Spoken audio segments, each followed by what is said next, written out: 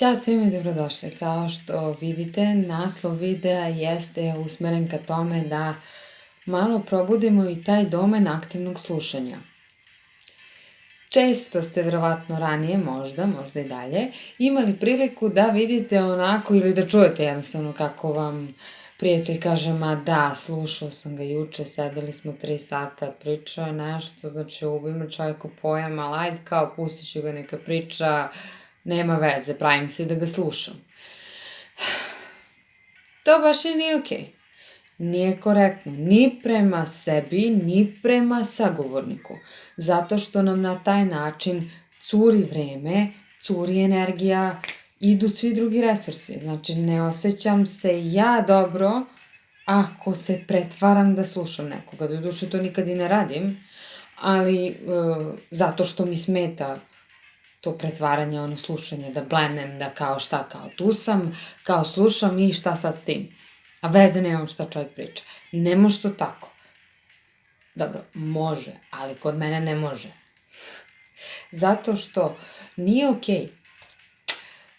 Mnogo je jednostavnije i lakše i lepše da jednostavno postavimo granice u komunikaciji i da vidimo da li ima smisla da pričamo o nekoj temi. Ako me ne interesuje, ja to vrlo otvoreno kažem. Znam da se moji prijatelji ne ljute na mene, zato što su sa mnom prošli svašta nešto i sve moguće i nemoguće situacije, ali osim toga mislim da je jako važno da imamo iskren i otvoren odnos sa prijateljima i sa ljudima u našem okruženju. Ali ako imate ljude u svom okruženju koje smatrate svojim prijateljima, a ipak vas često zatrpavaju nekim temama, nekim pričama koje vama ne prijaju, da li je to onda etički po vas? Vašu energiju, vaše energetsko stanje, vaš lifestyle. Svaka sekunda koja je protraćena na nešto što nije toliko važno, vuče sa sobom još par sekundi da se vratimo u normalno stanje, da jednostavno eliminišemo taj minus energetskog tipa. Smatram da nije okej da lažemo ljude, da ih slušamo i da se pretvaramo da je to kao sve nešto okej, a da pritom onda odemo kod drugog čoveka i kažemo, znaš šta, smarao me.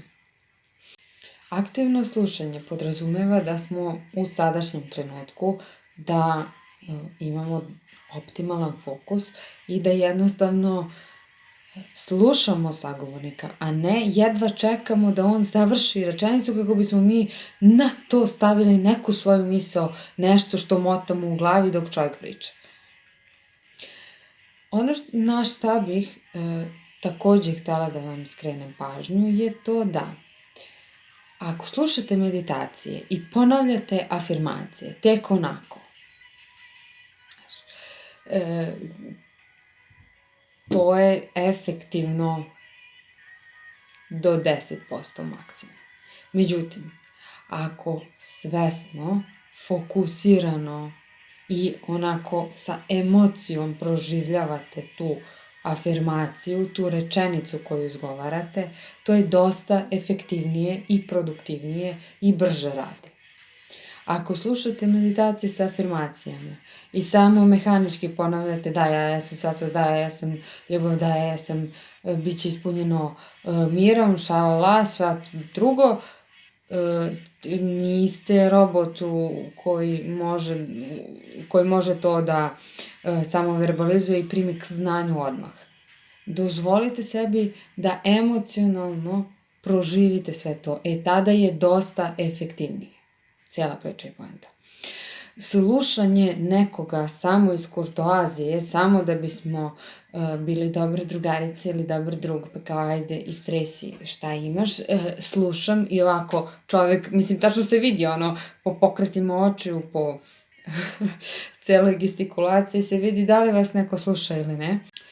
poenta jeste u tome da mi preuzmemo odgovornost u komunikaciji sa ljudima i da ne čekamo onaj momentum gde nam dogori do noktu, gde sad je dosta i neću više da trpim ovo, nego da stvarno jednostavno iskomuniciramo na vreme kako bismo sprečili te drama queen scenarije i ono što nije dobro ni za nas, ni za ljude u našem okruženju. Dogovor kuću gradi, to već znamo. Tako da ako može kuću da gradi, onda može i nešto mnogo više od toga.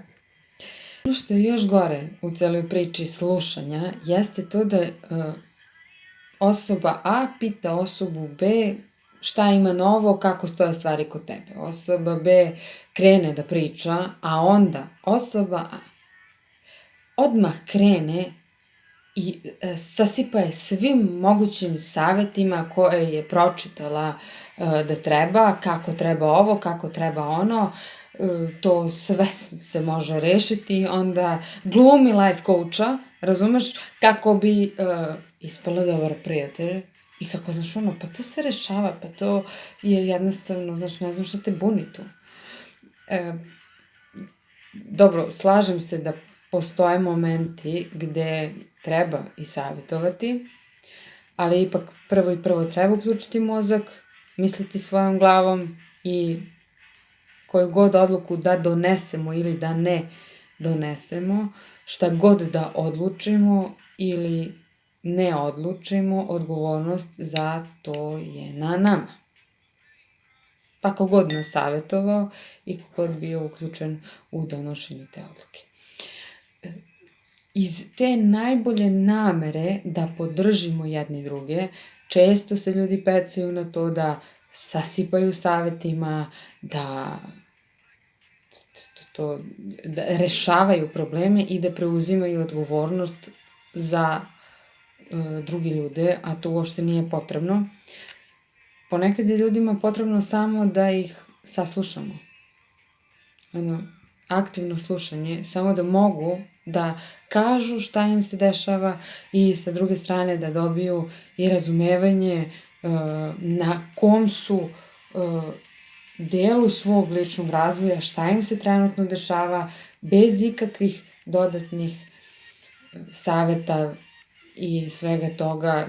Ljudi su vrlo svesni, koliko god da se to čini da je ponekad neko izgubljen, ipak verujem da svaka duša i svaka osoba može da nađe i da se snađe u bilo kom trenutku i toliko je tehnika, toliko je i materijala na internetu generalno, tako da možete i da nađete dosta dobrih stvari koje mogu da vam pomognu u kreiranju neke nove realnosti i izbjegavanju nečega što nije baš tako prijatno.